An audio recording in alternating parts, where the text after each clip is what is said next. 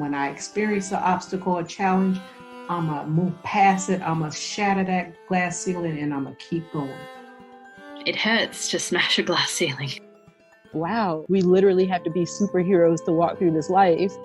While I might have been the first, I pray that I'm not the last.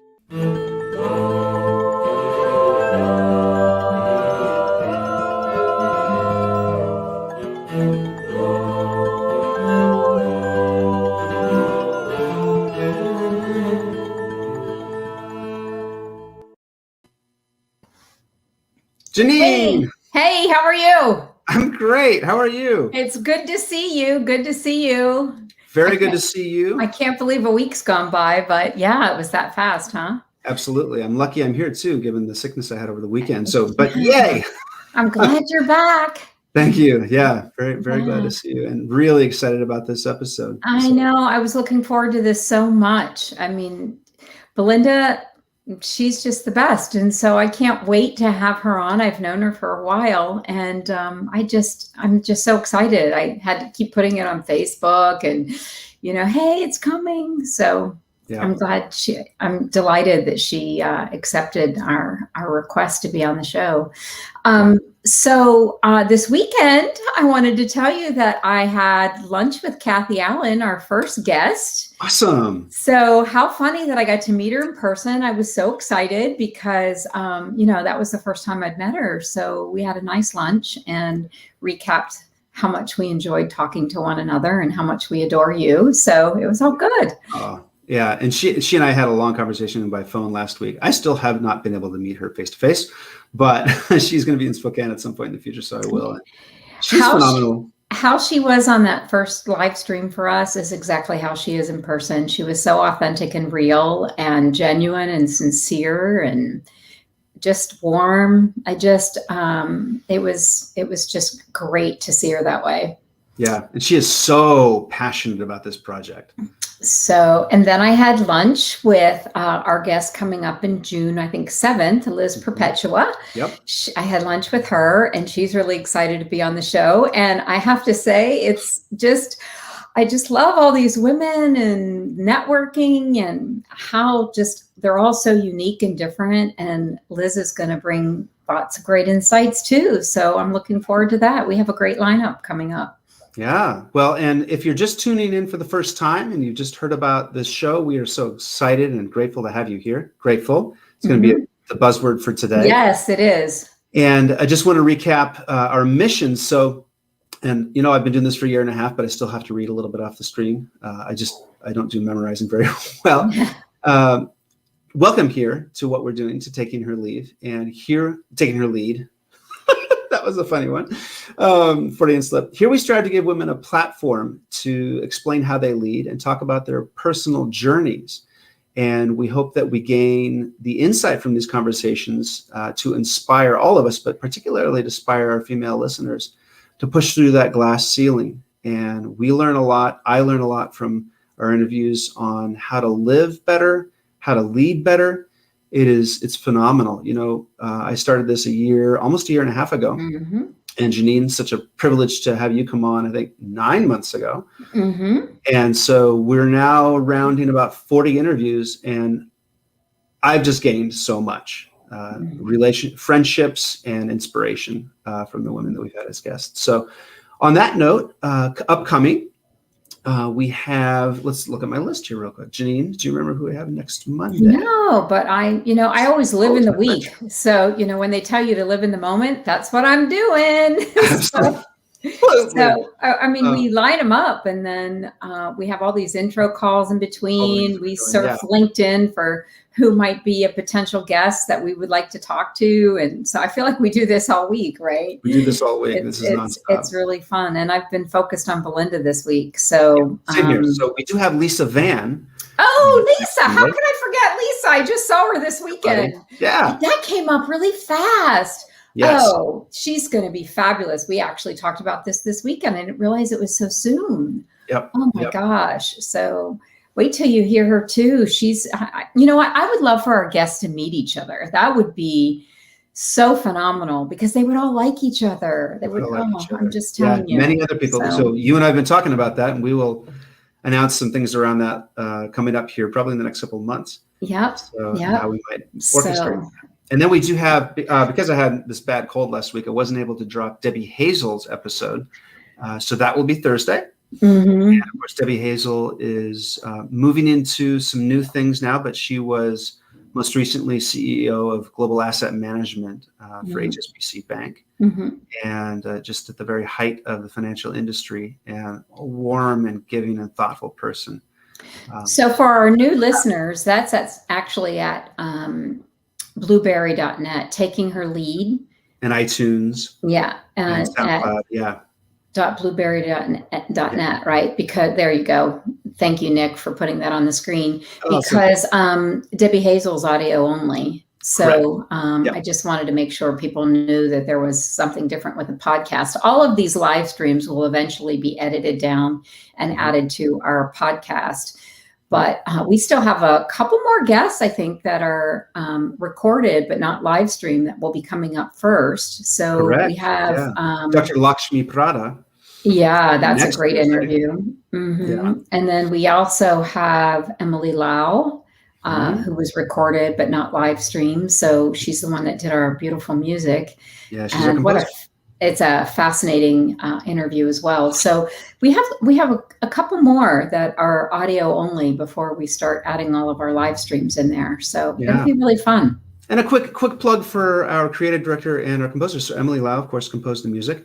I reached out to my very good friend, Dan Myers, 35-year friend, so pretty much my whole life, who was an early musician back in Boston. And I said, we really want to get a woman to freshly compose our music. And he said, I know the person you need to talk to.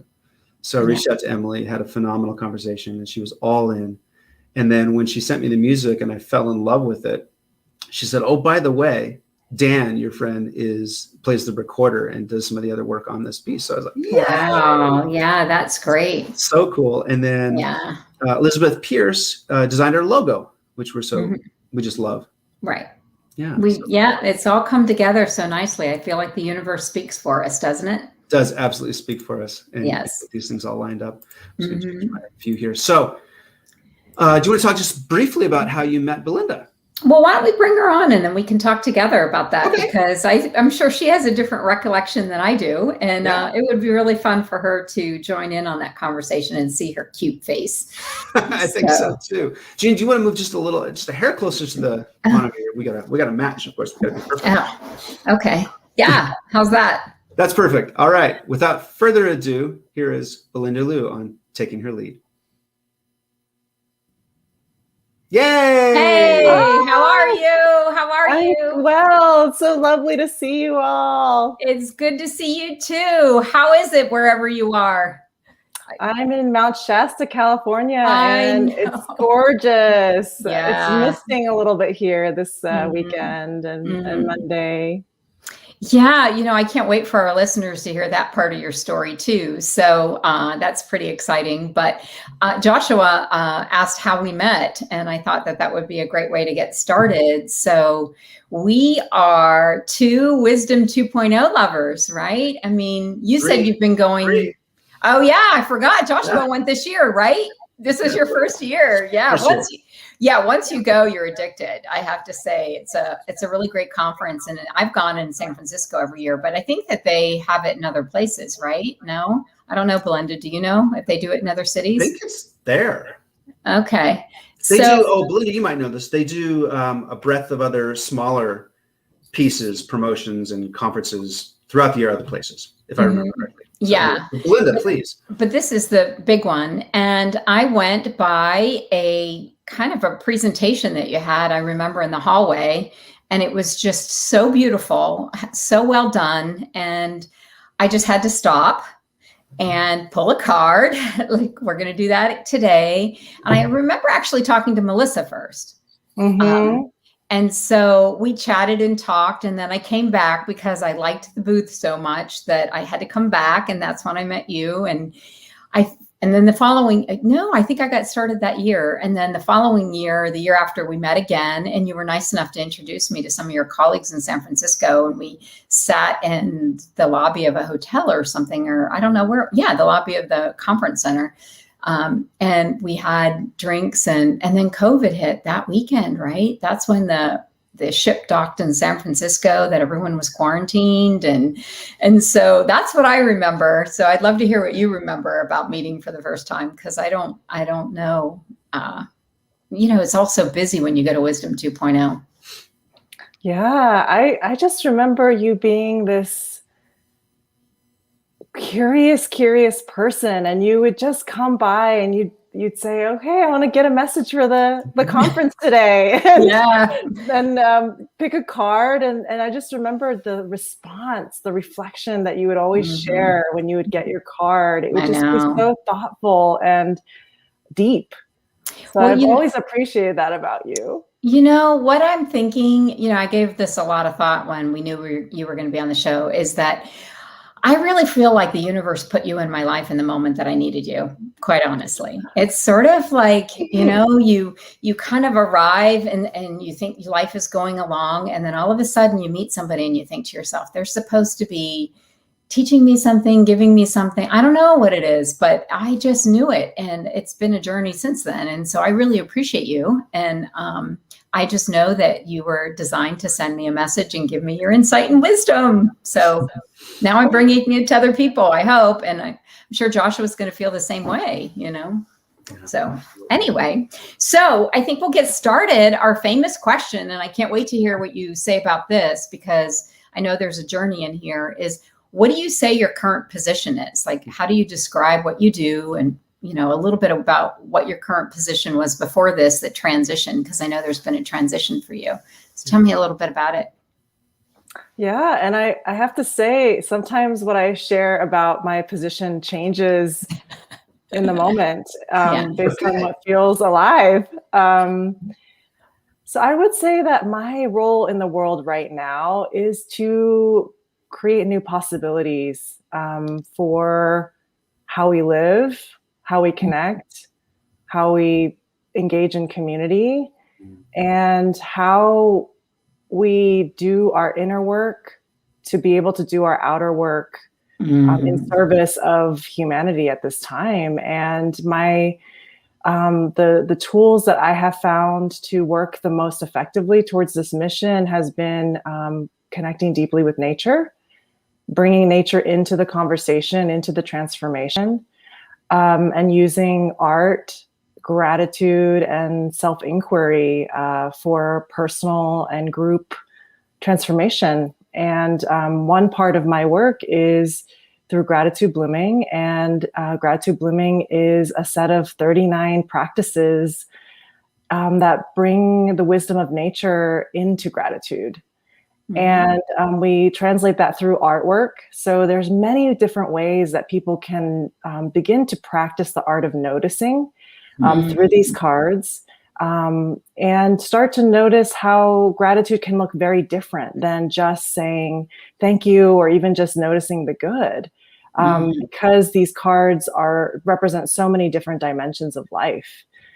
And the other side of my work is physical. It's physical in Mount Shasta, California, where we have a retreat sanctuary for people to really connect with nature in a very physical way, in a very spiritual way.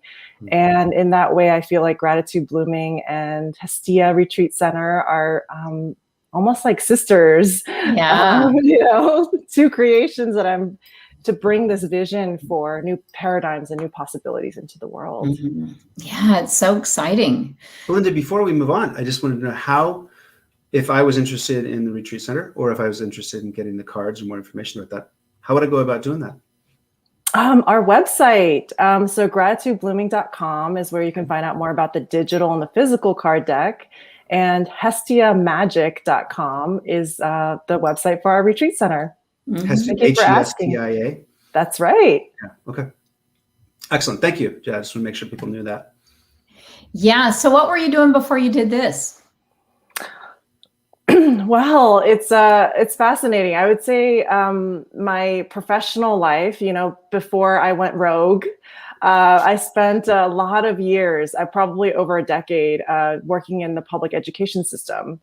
So my first job out of college was doing the Teach for America program. I was working mostly with immigrant students in Washington, D.C., focusing on literacy for them, and in a lot of ways supporting them to find out who they are, even in second grade, and navigating the complexities of being an immigrant in this education system, which that's part of my journey as well.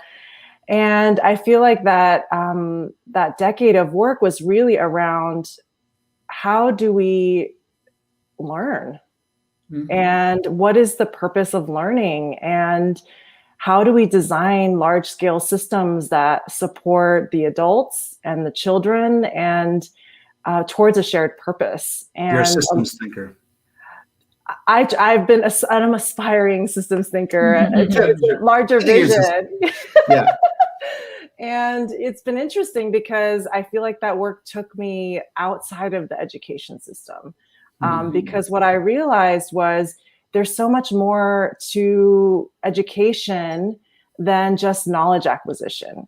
Yeah. And there's so much around, who am I? What am I here to do? How do I work with other people? How do I navigate change and tension and conflict? And so it was almost like working in the education system was like a microcosm of this larger world. And we're seeing so much of that during this pandemic. You know, what works, what doesn't work about our systems. And I felt like working as an education leader, I got so much insight around that. Working with students, teachers, district administrators, policy leaders. And ultimately that took me down a path of, I think we need to create new ways. And I'm not going to be able to do that just by trying to tinker with the cogs in the system. I need to build the new systems, the new visions. So it was very inspiring, and also, it was a challenge in some ways as well. What would you say was most challenging about it? I felt like everyone wanted to do what was right by the students, and the adults in the system were so burnt out and so exhausted. And I just feel like it was a system that was designed for the industrial age and not for this time. And so there was so much energy and depletion to try to make this old system work. And it was really heartbreaking to feel the burnout of the teachers, and which is a lot of what I feel in healthcare. Janine, we talked a lot about that. All these caregiving sectors are really hurting, right? Especially right now. Right. Yeah. It's almost like post-traumatic stress, right? It's it's tough. So it's going to have to be a new way of thinking to get through this long term. And a new way of being, which is harder. Well, go ahead. I was just going to say, healthcare workers in general are thinkers first. And so if you can kind of almost engage them in thinking a new way, they can then start to make, at least for me, that's been my journey, is I was an ICU nurse. And so I like everything to be intellectual, and sometimes life just doesn't have facts that come with it. Right. And so that whole way of shifting the way you approach a problem and the way you think through things is that early baby step for a new way of being. So I think we're saying the same thing. It's sort of that there's just so many things around it, right? And your work is critical. And I bet in some ways, difficult to get people to engage in normally, but this with COVID, horrible as it is, kind of an opportunity with people now going, okay, well, what now? We're looking at new ways of doing things. So have you seen that at all, an uptick in people's receptivity to what you're doing? It's been interesting because I think back to a year ago, everything we prided ourselves in was physical. We would host monthly events in the Bay Area and Oakland. We'd have musicians. We'd talk about the gratitude theme of the month, and everything was based on this value of in-person connection. Yeah. And what we had to do right away was we had to digitize the card deck, because we realized that in order to offer this healing modality, we had to make it accessible. And so I feel like once we did that, then we started to think about, well, what is that experience on Zoom? We know that Zoom is depleting in many ways, but we also know that Zoom is a powerful tool for accessibility. So now, like, someone that wasn't based in Oakland or Bay Area could attend our gatherings, and they could experience this in a very real way. And so I think in that way, it did create a new possibility. Like, wow, we could offer these circles to people all over the world, and they can experience the power of gratitude. So I did find that, and also people were in such a crisis mode personally around, well, who am I now that I can't go to work? And what do I do with myself now that I have all this time? And, so a lot of these things that we repressed, through our busyness started to come out. And I feel like in that way, the power of the pause that you have to experience when you're doing gratitude in a deep way led to more people's revelations and insights about their lives. And people were way more open because they were in a crisis mode. They're like, I need something. Yeah, something to hold on to. And I just think I'd mentioned that my summarization, that's not even a word. My understanding of your work is that it is really, really, really critical. And I would say it's even critical in this, politically polarized time or hyperpolarized time, because the gratitude piece, everybody needs to understand how powerful gratitude is. And I think it can bring people together. It can improve the dialogue and the conversation. So because I think a lot of people are, very fierce about their positions because we see what's difficult, and we have different approaches to what is difficult. So yeah, I'd love your comment on that, or your insight.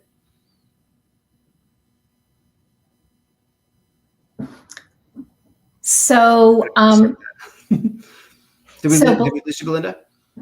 Did we lose you? Oh no, I'm here. Okay, good. I just wanted to make sure. I'm pausing. Excellent. Thank you. You're better at it than I am. Janine, hop in. So, Belinda, I love this question because I'm always interested in people's childhood and how they shape your experiences and how they kind of come together for you. Like, how do you think that your early experiences and upbringing, was there anything that you can tie to who you are today that you go, yes, this put me on a trajectory or a journey? Thank you for inviting that question, Janine. This is something I have actually been reflecting on a lot recently. When, we all received the news of the violence against Asian Americans and elders and women, through the Atlanta incident. And, of course, this violence has happened in history in the past as well. It actually brought me back to my early years immigrating from Taiwan, the country of Taiwan, to the United States. My father was getting his PhD, and so my parents decided to move my sister, my mom, and myself to Pennsylvania, where he was studying. And I was 5 years old, and I got kind of thrown into first grade. And it was a very traumatic experience, I must say. Like, to not have it be your personal choice to completely uproot yourself and to not speak the language and to feel very different from others, and to be also bullied for that. I think I learned early on that the world is not necessarily safe, and we can't assume that we're going to be accepted. And it was a really, really, really hard lesson to learn at that age. And what I have recently started to understand just now, just this week, just past few weeks, just feeling into this, is the gift. What is the gift, right? I mean, this is the whole thing about gratitude. It's not only just gratitude for the good stuff that we receive in our lives, it's also gratitude for some really, really challenging struggles. And when I look back at that time, myself as a 5-year-old, very, very sad and very, grieving in some ways, I feel like I from the year of not being able to communicate through words, I felt like I started to learn about how to understand people through emotions, the feelings, and expressions outside of words. And I imagine that might be the case for people that can't speak or are blind. They have to feel in a different way. And I think I learned about the importance of social emotional intelligence because that was the key to my survival at that time. Right. And maybe in that way, it was the seed for gratitude for me. Wow, that's a fascinating connection, isn't it? Yeah, early on. Yeah. It's just our little girl minds just like have to take over and survive, right? Wow, that's powerful. Yeah. Well, what were some subsequent childhood or adolescent experiences that you had? It's interesting. Yeah, I think I do tie it back a lot to my Taiwanese heritage. I grew up in a culture where it was very much about excellence. My parents being very well educated, prioritizing education. Maybe that's part of the reason why I went into education, because I wanted to create maybe a more balanced kind of experience for students and children like I was. And I'm grateful for the resilience and the work ethic. And I think later on in life, I had to also learn, like, well, what's the balance to that, right? Like, how do I actually invite in a different way of thinking? It's not just about hard work leads to success. It's also about how do you show up authentically that is the most aligned with your work. And I think it was kind of this path of resistance around some of the very extreme sides of my culture that forced me to look at, well, who am I really beyond my culture? And who is Belinda, and what are my strengths, and what are my core desires, and how do I want to express them in the world? And it was, in some cases it had to be an act of rebellion and going to that opposite extreme to be able to find that balance and that wholeness. I love the word that you used, invite in a new way of thinking. It's not just about staying open. It's about inviting it, right? I love that. I love that thought because, that's a game changer, to be curious and to invite it and to go after it. And what a journey that is. Wow. I can hear you've touched on passions, I think, that started early on around social emotional, ability and empathy and those different pieces. What would you say are some passions that you now have because of those experiences? Things that drive you? I think I spent a lot of my earlier years figuring out the system and how to be successful in the system. And I would say now I'm really embracing this identity as a visionary and as a composer. I love beauty. I love seeing the beauty in people and in nature. And, I think for a long time I thought I was a doer. And now I'm realizing actually I'm more of a visionary in terms of seeing where we're heading in ways that I think other people might not see because they're so locked into the current model. Right. And I love this idea of being a composer, and that I can pull from different strengths of others who have different, perspectives. And then just how do we bring that together into a beautiful song or a beautiful creation? I'm starting to really embrace that part of myself now, that I think maybe it's like confidence of, experience from the past. Also, maybe a little bit of impatience around, when are we going to get to this next level collectively? When is this change going to happen? Yeah. That was poetic, by the way. Yeah. The way you stated that.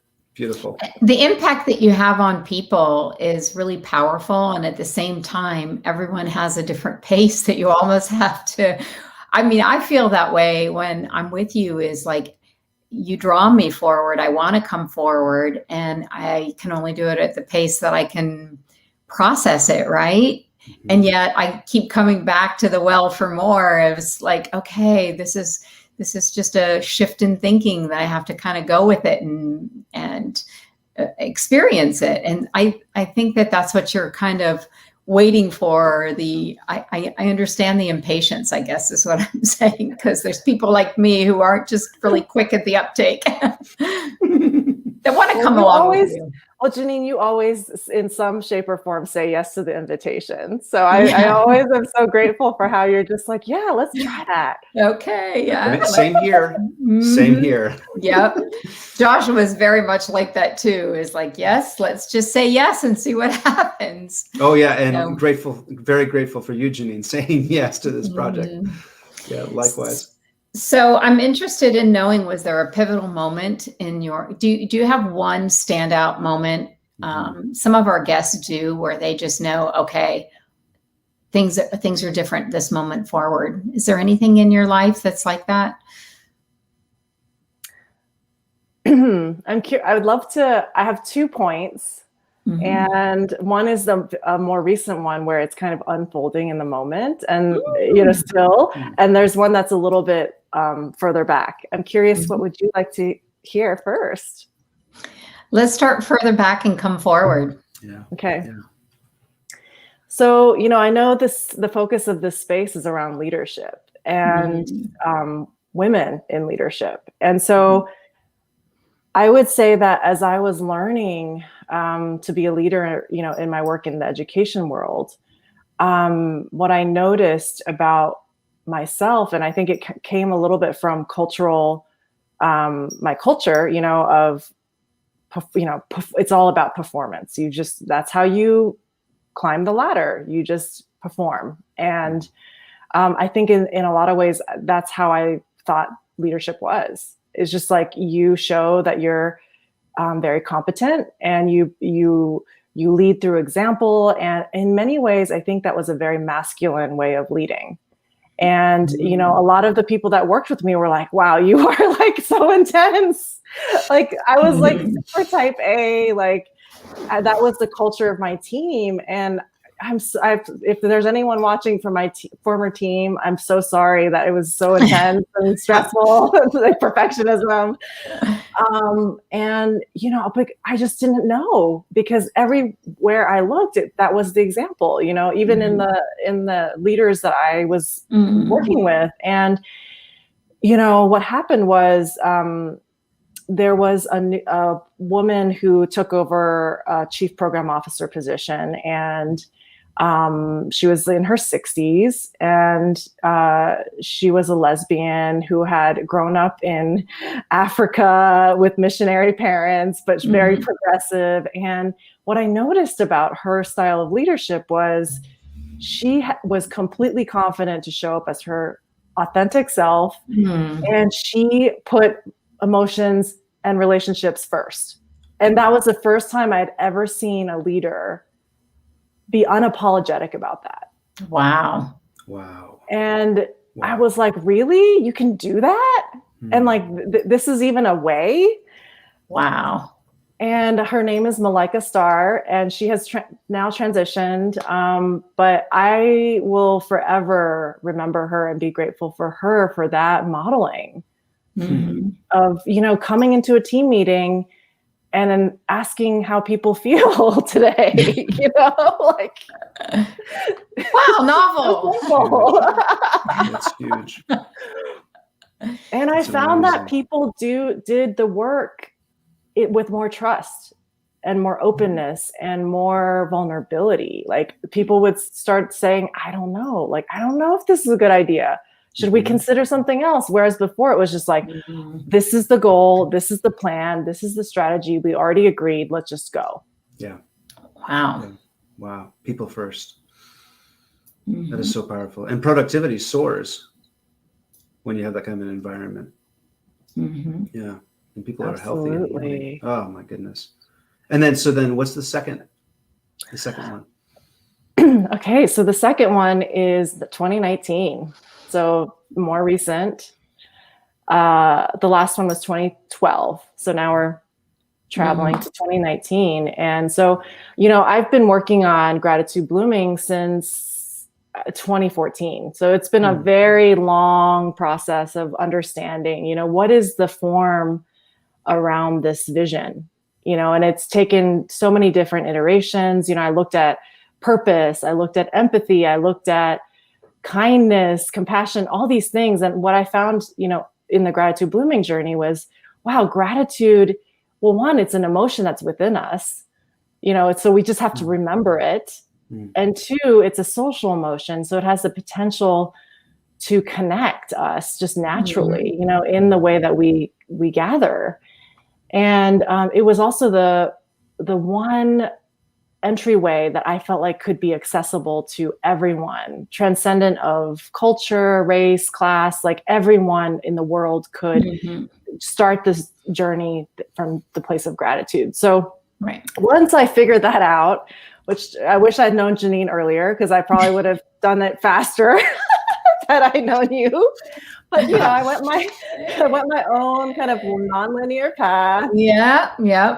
And so got some conviction around gratitude, started to understand the cards, the form that I wanted to take through these cards. And then I got to a place in 2019 where I was like, I'm so tired of working alone on this. I mean, I have a great team, and it just felt like there was something missing in our team, our work. We just I was like, is there anyone else that's doing this that I can join forces with? And so this was December 2019, it's like almost the new year. And I'm like, I want to start 2020 with partnerships, like meaningful partnerships. And so I started going on LinkedIn and looking at people talking about gratitude, focusing on gratitude in their work. And I found 5 different people that I messaged, and then found this one guy, Omar Bronson, who was working on an app called G Thanks. And his background was so similar to mine. I was like, okay, I'm just going to cold email this person. If he says if he doesn't respond, that's fine, but at least I tried. And long story short, he messaged me right away. We had a meeting on Zoom and we connected, and it just felt like there was something synchronistic about it. Just like Janine, what you talked about with our first meeting, it was like, oh, there's this possibility in the air. Right. And it was mutual. And so we've been collaborating ever since then. And I think, Joshua, back to your point about, did COVID accelerate things? I think with Omar, there was an opening to explore new ways, okay, the app is one way to practice gratitude. What are the other ways? And so since then, we've been co-hosting these Thankful Thursday gratitude circles at 3:00. And in some ways that was a way for us to co-create. And I think there is something that I'm learning, this is a pivotal time of when you need help, can you ask for it? Can you seek it out? Which is something that I think would have been hard for me, when I was that masculine leader of, I know I got to act like I know everything and it's got to be done perfectly. To be able to say, no, I'm missing something and I can't do it myself. Such a big shift. It's the gift of humility, right? Just to be able to say, hey, I know what you're looking at. we should share that. Yeah, we should tell our listeners. Okay. Because you just demonstrated it. Perfect. Right? Yeah. So, yeah, I totally forgot how I was going to fold this in. So, so for those of you that are tuning in, I was preparing by looking at the list of questions, and I said, okay, I should just pick a couple gratitude cards to see what I should talk about, what's important in the story. And so one of the cards is, here we go, right smack in the front, and drop it down just a hair. Humility. Humility. Oh, I love That's that beautiful. card. Yeah. Yeah. Yeah. Very So Hard to line up. That's perfect though. Nicely Yep. done. Yeah. Yeah. Nicely done. Humility. So talk about that. So humility. Yeah. well, let me read the prompt first. So this is the 17th card of our card deck, and it says, humility is a quiet yet powerful gift. How can you share this gift with others? Mm. Wow. So in many ways, I think it happens without you even realizing it's happening, right? Because that's very humble. And Janine, I don't think I would have even thought that was what I was doing without someone else noticing that. You're noticing the quiet gift. Right. Oh, I'm going to be thinking about that for the rest of the day. Yep. It's part of being seen. Yeah. Long time ago, somebody told me that, I think I'd been running most of my life with the definition of humility as being less than, kind of stepping back from your full self. And then they said, humility is actually knowing yourself, both the highs, strengths, and the weaknesses, having an accurate, kind of dead on understanding. So I found that really interesting. Yeah. It would even be interesting if Omar recognized that in the moment, that's what was happening when he met you. And Omar just did comment. He said he loves the power of pausing, by the way, from earlier. Right. So he's here. Yeah. And Amanda Moore said she loves your phrase, what is the gift? So every instance has one of those, right? Yeah. Wow, humility. So. What's the next card? You were going to do two, I think. Yeah. So the other card I received, this is the first card that I got, which is funny because it's the gratitude blooming card of the month. Yeah. Tenacity. Yes. And it's the dandelion. Yeah. Ooh, no I kidding. love I've got some of that. those in my yard. Yeah. I love that. So I have been looking at dandelions everywhere now that that's our April card. And, you see them through the cracks on the sidewalks. You see them in like deserty roads where you're like, this is so dry. How can you survive here? And in many ways, it's like the resilience card. Yeah. And I just love this. This does capture my journey to gratitude, really. So Dandelion Tenacity card says, can you appreciate the time and effort required to nurture the things you truly love?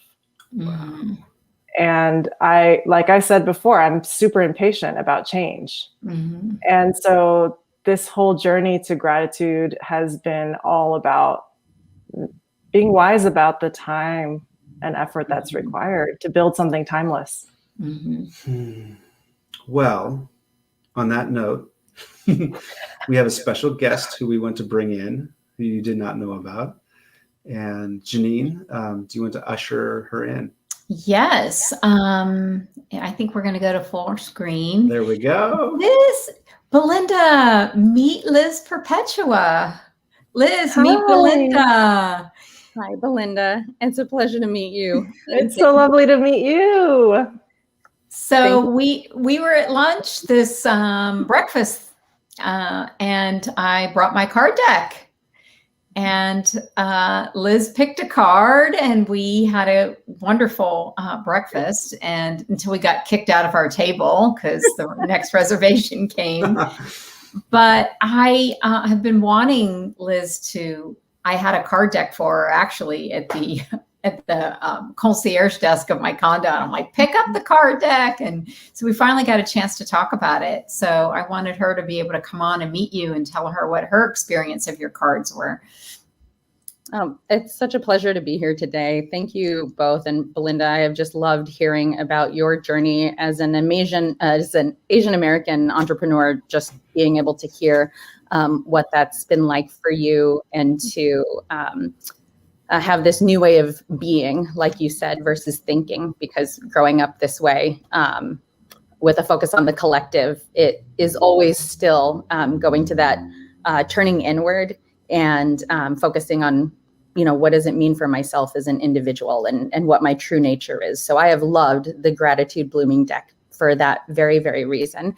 And of course, yesterday when I'm having lunch with Janine, I just wanted to share that I drew the self-care card, and yes, which I love. I love this deck so much. It never fails to meet me where I am at. And really, when I pulled that self-care card, it was funny because it spoke to me right away. I knew in that moment that I had been grappling with a lot of external voices and pull. And I was really just going back to, what's the right thing, what's the thinking, pros and cons versus turning inward and listening to my heart and how I could lead and live from my heart in these next, few moments that I have coming up for myself. And when I got self-care, it was just a message, a beautiful message and a reminder that I have everything I need already, and I get to turn inward and listen to that. Ooh, I love that last comment. I have everything that I need already. Yeah. Wow. Thank you. Oh, thank you for reminding me that this work is making a difference, because sometimes it can be hard to see that. Mhm. And you're right here. Yes. Yes. Oh, I'm grateful to share it with you. Thanks. yeah. Liz, thank you for joining us. I think that I wanted Belinda to hear that the work is wide reaching, and sometimes those things are happening behind the scenes and you're inspiring people that you don't know. Yeah. And that is what being a woman of influence is, really, is like, you don't know who you touch every day. And so, Liz touches me just by us being colleagues and friends. And so do you, Belinda. And so that's how that whole world goes round. And it's fascinating. And, Joshua and I have had many of those experiences and of connecting people. And so I just wanted you two to meet through the cards because you're meant to. Thank you, Liz, for popping on. I really appreciate it. Oh, it's a pleasure. Thank you. I know that we'll see each other again. Yes, this is just the beginning, Liz. So I'll just say for now, until next time. Yes. And Liz, we will see you soon. Oh, yes. But we will. No doubt. Oh, that was so delightful. Thank you so much for that gift to hear and see. These are the conversations that happen that just, it's one conversation at a time to change people's way of being, right? So thank you. Thanks for doing that work, Belinda. We have a final question for you, and then we'll just talk briefly about, again. Oh, before we do the final question, can we ask the challenge question? Because I just really I know that the way you do conflict is probably very different now because you're so centered. People don't want to ask you about conflict, I'm sure. But how do you move through conflict? How do you kind of settle that in you to kind of not avoid it and not be aggressive in it? How is your conflict style? Tell me a little bit more about that. One follow-up question is conflict within myself or conflict when it comes to other people? Oh, great question. Both. I want to hear both. Both. Oh, okay. Well, I think I'll start with myself because that's in some ways easier maybe to talk about. Janine, before the start of the conversation today, you talked about getting the forgiveness card quite a bit. Yeah. And I get that card in very steady paces. I won't get it for a while, and then I'll get it again. And what I notice is that I'm still, life is about trying to a journey towards our own wholeness. And so that requires a lot of, navigating contradictions within ourselves and just even understanding, well, what does it mean to be aligned? And I don't know that sometimes until I do something that's misaligned. And then I feel this tension or this discomfort or this contraction in my body. And so that's the first part, is just like being aware of that when it's happening. And it's taken a long time for me to even notice it when it's in the moment. You know, in the past, it's taken like much longer for me to realize. And I think when I feel that disconnect or that tension, I now know to pause and to sit with it, which is so counter for someone who's so impatient like me. You know, to like stop and sit with the uncomfortable feelings of the tension or the conflict internally. And I think it's been helpful to just check in with, well, what is the disconnect here? You know, why do I feel this way? Without judgment, as much as possible without judgment, but also recognizing that there might be some judgment that I have towards myself. Right. And to forgive that, you know, and to offer compassion to myself. Yeah, which is not an easy practice, and I'm still working on it, and probably will till the end of my life. I'll still be, you know, working through that. Belinda, what, just very quickly, what prompted your engagement of that process, the self-awareness? How did you learn about that? Well, I think when you choose to create your own journey professionally, you know, you no longer have those markers of recognition and reward from external people. You know, it's so much about the internal, and you have to in some ways believe in yourself, and then also be more inward about noticing, like, well, when am I off my path? Because like there's no boss telling me that I'm off my path. You know, it's like I have to figure that out. I have to have my own internal GPS system of wayfinding through. And I think when you choose to pick your own adventure and to then be always in the path of course correction and checking for alignment, it forces a whole other level of self-awareness, because you're not relying on anything external to inform that in a lot of ways. Right.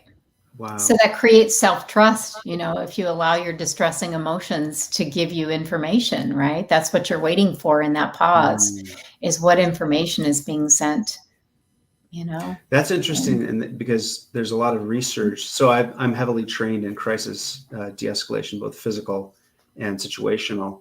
And half the battle that the research supports is understanding your own conflict and your escalation curve before you engage the other person who has escalated.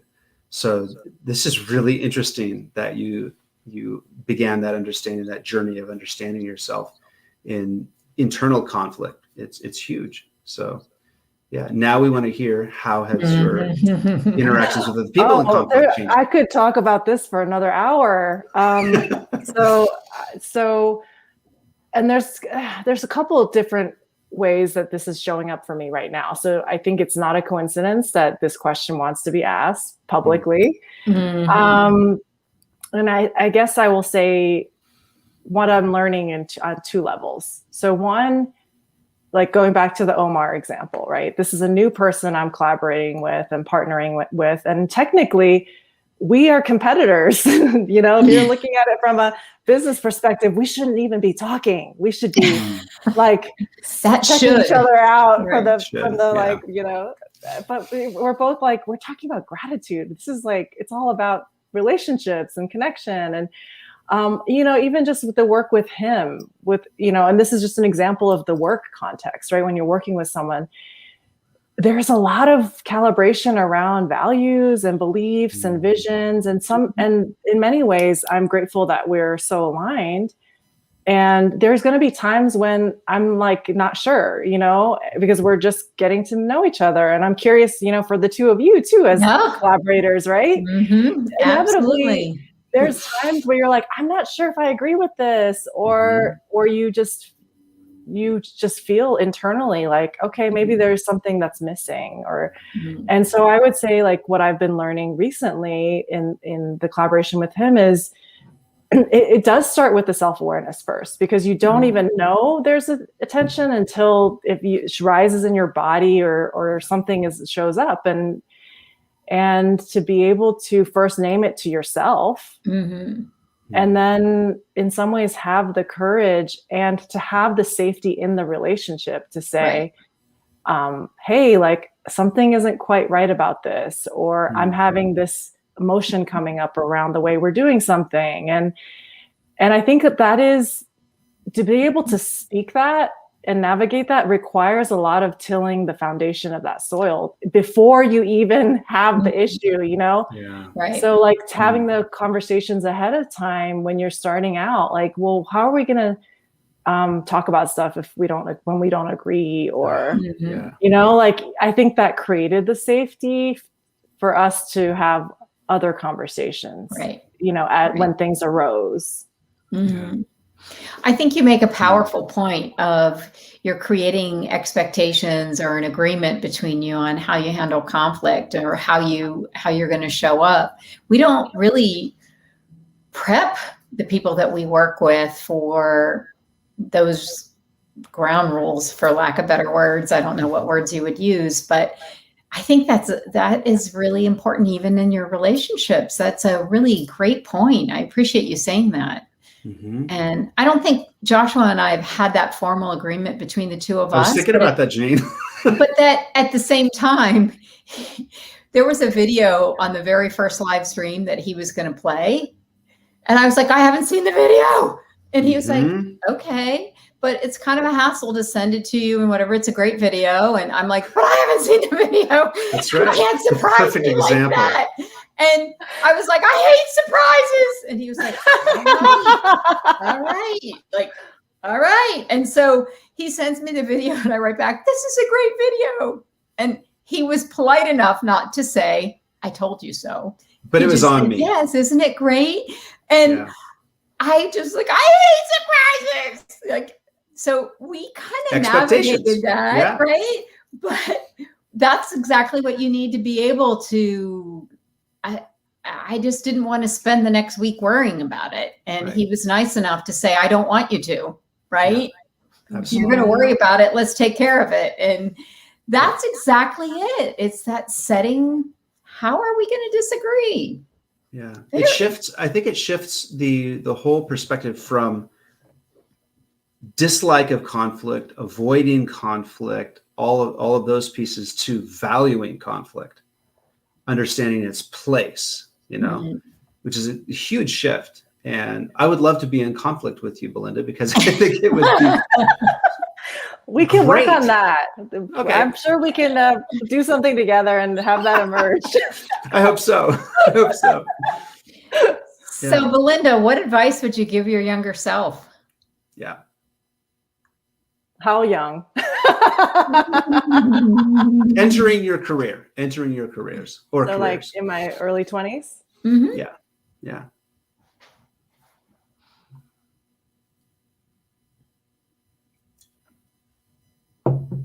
Don't be afraid to trust your intuition, regardless of what other people are saying.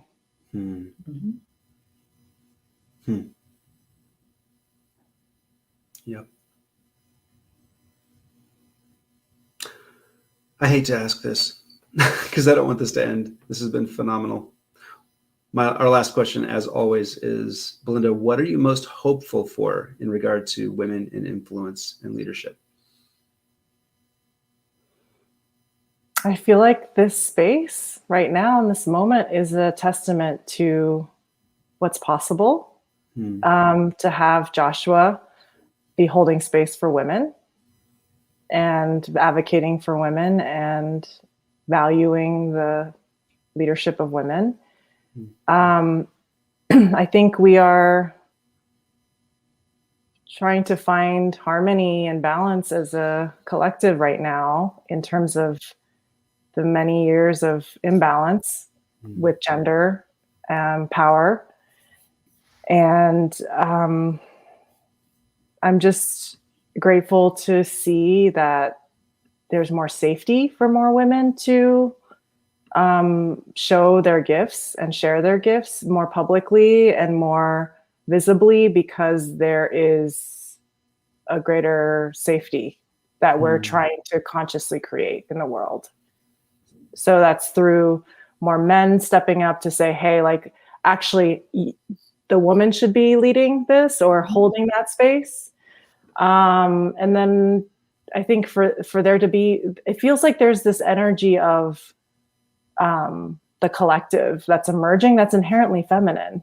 You know, like women bearing children have historically, genetically been, you know, forced to be more communal, you know, and I think that for us to go back to find new ways of being and relating and gathering, like that takes that return to the feminine. And I think that's not just biological femininity, and women, you know, women, but it's like all of us returning to that balance within ourselves, the feminine and the masculine, honoring both.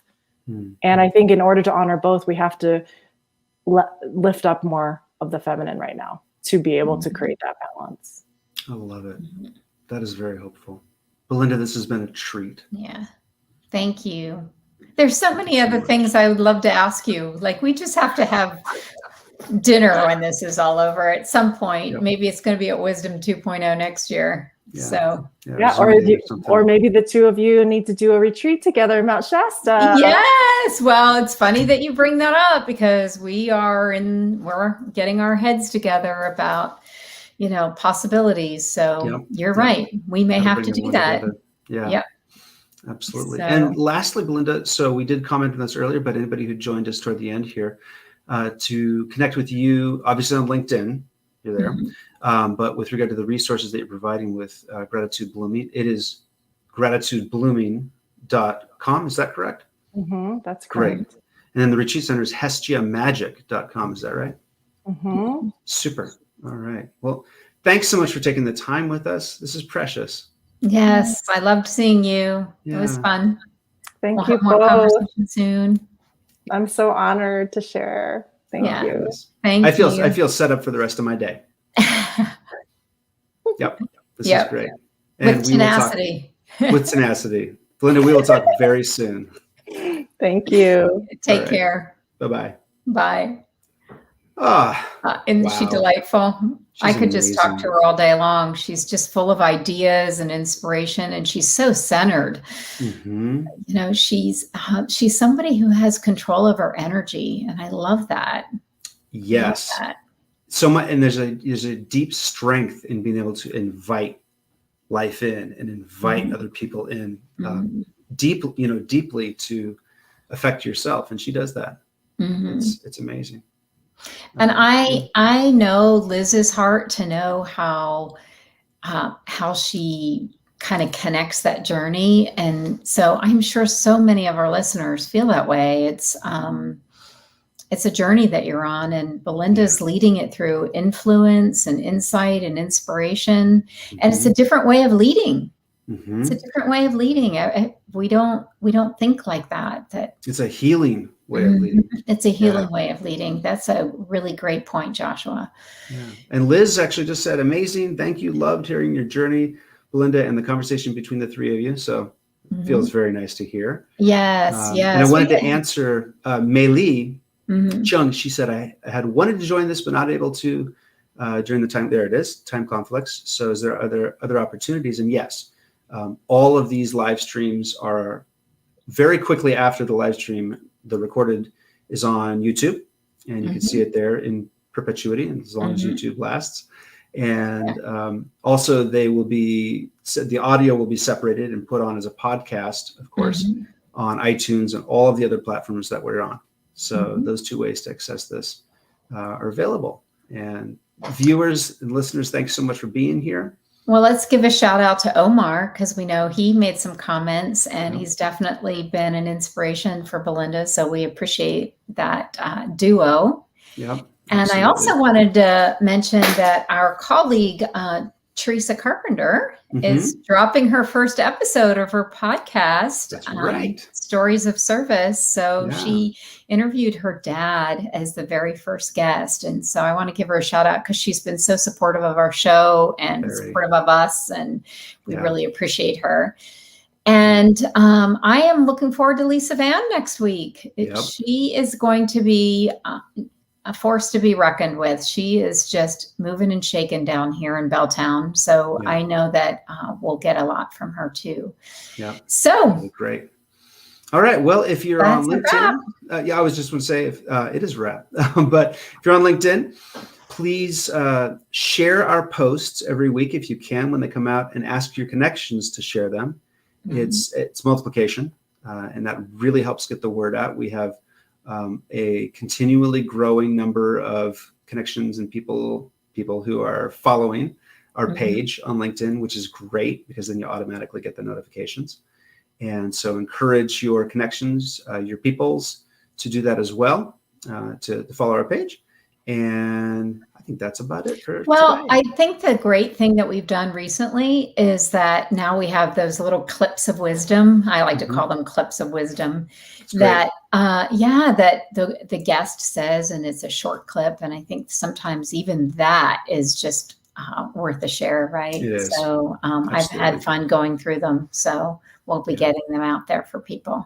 Yeah. So, well, thank you. All right, Janine. It's good to see you, Joshua. Likewise, good to see you. Have a great day. We'll be talking very soon. You too. Thanks, everybody.